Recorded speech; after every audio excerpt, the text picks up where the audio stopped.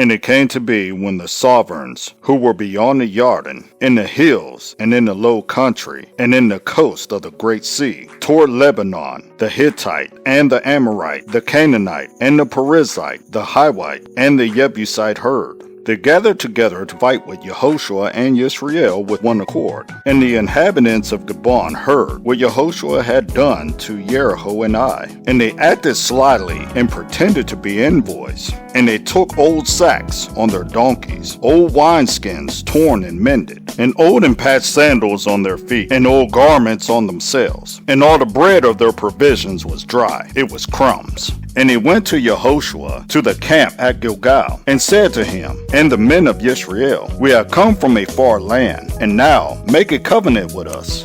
But the men of Israel said to the Hivites, it could be that you dwell in our midst, so how can we make a covenant with you? And they said to Yahoshua, we are your servants. And Yahoshua said to them, who are you and where do you come from? So they said to him, from a land very far off your servants have come, because of the name of Yahweh your Elohim. For we have heard the report of him, and all that he did in Mitzrayim, and all that he had done to the two sovereigns of the Amorites, who were beyond the Jordan, to Sihon, sovereign of Heshbon, and Og, sovereign of Bashan, who was at Ashtaroth. So our elders and all the inhabitants of our land spoke to us, saying, take food with you for the journey, and go and meet them, and say to them, we are your servants, and now make a covenant with us. This bread of ours we took hot for our provisions from our houses on the day that we left to come to you. But now see, it is dry and crumby. And these wineskins which we filled were new, and see, they are torn.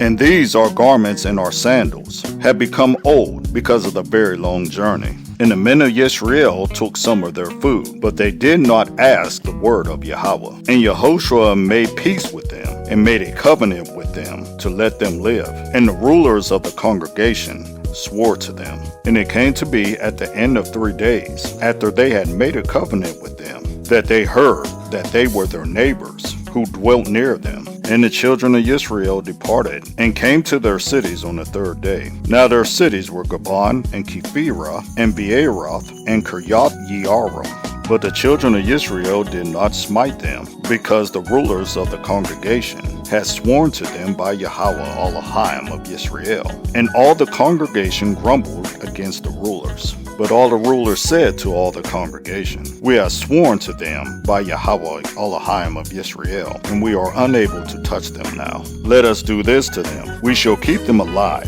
lest wrath be upon us, because of the oath which we swore to them. And the ruler said to them, let them live, but let them be woodcutters and drawers of water for all the congregation, as the rulers had promised them.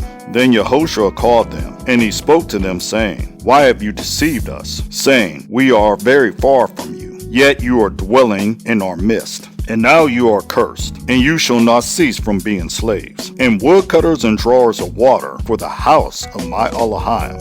And they answered Yahoshua and said, your servants were clearly told that Yahweh your Elohim commanded his servant Moshe to give you all the land, and to destroy all the inhabitants of the land from before you. So we are very much afraid for our lives because of you, and have done this deed. And now see, we are in your hands. Do with us as it seems good and right to do to us. And he did so to them, and delivered them out of the hand of the children of Israel, and they did not kill them. And that day Yahoshua made them woodcutters and drawers of water for the congregation, and for the altar of Yahweh, even to this day, at the place that he should choose.